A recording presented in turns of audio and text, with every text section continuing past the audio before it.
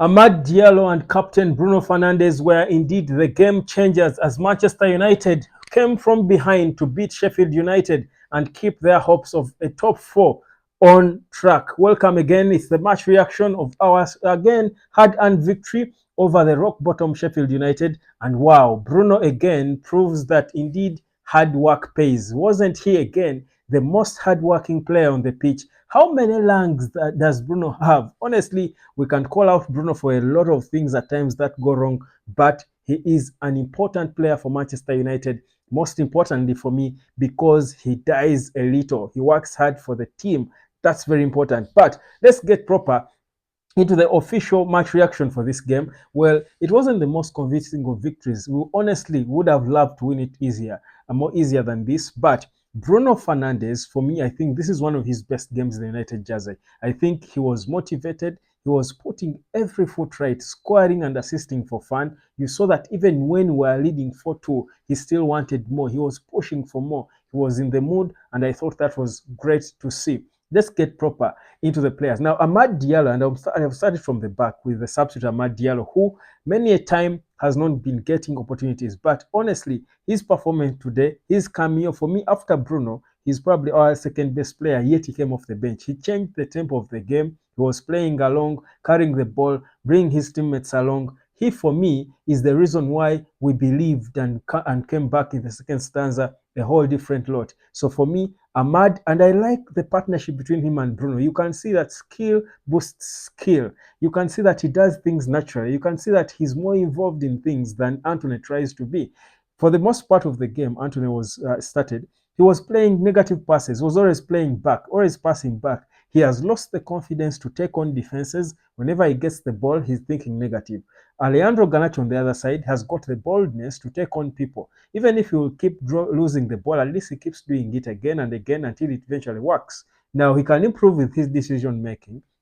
And I can blame a bit of Eric Ten Hag for not helping him improve, because I honestly don't think Garnacho is improving with his decision making. He's still a bit stagnant, but he's only 19. There is more to learn. But the thing is, what Garnacho does, what Amad Diallo does when he comes on, Anthony has failed to do. Why isn't Eric Ten Hag trusting this boy to be playing with Bruno? You saw when Bruno scored, I think his second goal, the way he celebrated with Amad Diallo, how he went and gave him 5-5. You can see that he enjoys playing with him because he's a good ball player. He invites him, he carries him along. That's Ahmad, and that's how he plays. So I thought for me it was a good second half for Man United, but mostly an inspired performance, especially for Bruno Fernandes. But let's get into the official match reaction. I'll start with Andre Onana. I thought he had moments in the game where he looked good, but I think this was one of his bad games if we compare to the games he has been having lately. The poor pass that led to the goal, I think that was an equalizer.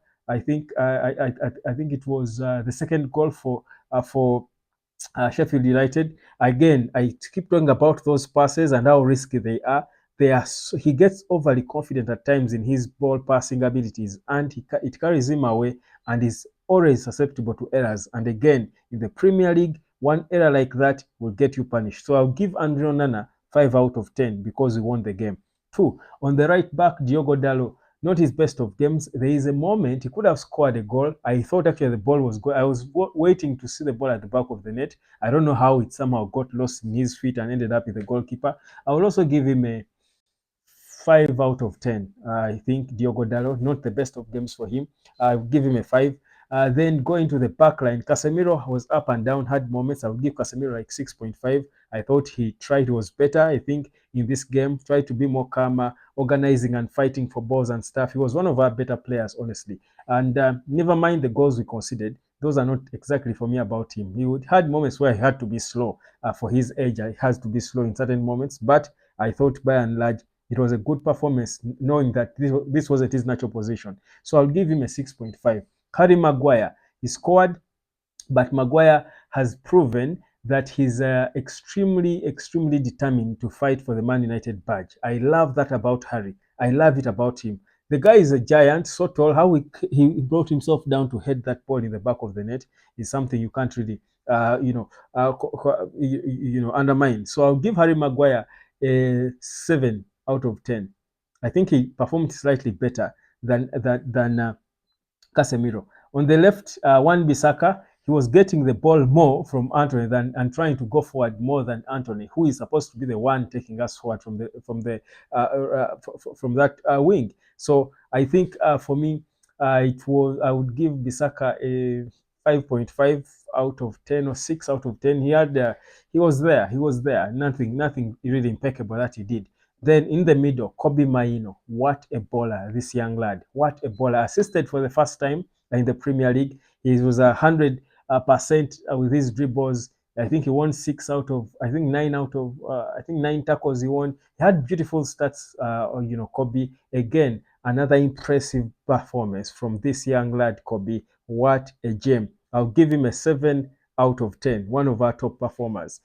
Christian Eriksen, the first half, he was good. He played well. I think he was carrying the team. He was active. He was motivated. He was at times he trusted his teammates a little too much. There are times I thought he should have gone for goal, but opted to pass. But again, you can't blame him for passing the ball to his teammates. So for the first half especially, he got tired like you'd expect in the second stanza. But for the first half especially, I would give him a 7 out of 10. Christian Eriksen. Yes, 7 out of 10. He was one of our better performers in the first half. Then Bruno Fernandes, the man of the match by far. I'll give him his 9, probably 9 out of 10. I don't remember a foot that he put wrong. I think he was near perfect. He had a brilliant game in terms of mentality, in terms of involvement, in terms of everything. I thought Bruno had one of his best games, by the way, in a Man United jersey in a long time. So I'll give him a proper 9 out of 10. Then go to Alejandro Garnacho. Decision making. Yes, I love his boldness, his consistent ability and daring ability to go on and take on defenses. But then at times he could have scored maybe a goal or two, but one touch too many, poor decision making. Moments where he should have passed the ball again, proving selfish again, not good at all. I'll give Garnacho a 6.5. 6.5. I think one thing about Garnacho is that I don't think Erik ten Hag is really helping him improve in his weakness.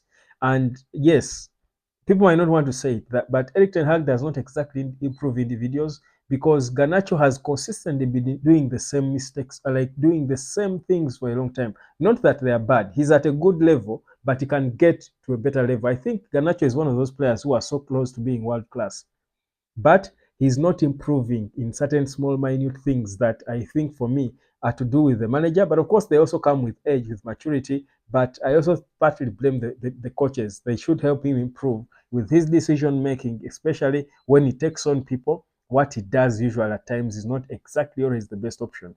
But I'll give him a 6.5.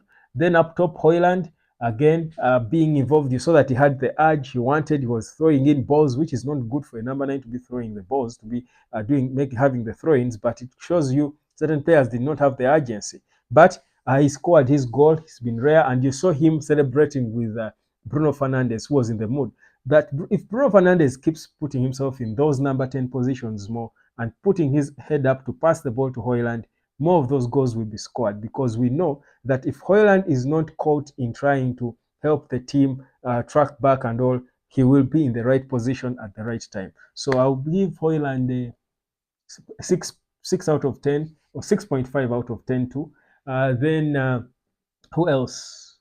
Yeah, AMAD Diallo, who came off the bench, I'll give AMAD 7.5 out of 10. I'll give AMAD, for the minutes he was on, I'll give him 7.5 out of 10. Anthony, he 5 average. He didn't drop balls, but he wasn't effective at all. Whatever he did wasn't taking us forward. The team, by and large, Erik ten Hag, how he handled the game, again, the issues that Erik ten Hag and his teams always have are in the middle. Again, we are not balanced in the middle. That's why we are scoring and conceding. He fails to find the balance in the team, especially when you beat the first line, we are exposed to goal. It's dangerous. But I'll give him because he won the game, he brought on AMAD, I'll give him a 6 out of 10. The general performance of the team was really average. It is Sheffield United, guys. It is Sheffield United. It is a win, but not the most convincing of wins considering the opponent. So the general performance of the team was average for me, but it was a win. That puts us closer to the ultimate. That's finishing in the top 4. My name is Webb. My expectations going forward from this game is AMAD should be trusted more and given more time ahead of Anthony Dos Santos. Subscribe. I'll catch you later. Cheers.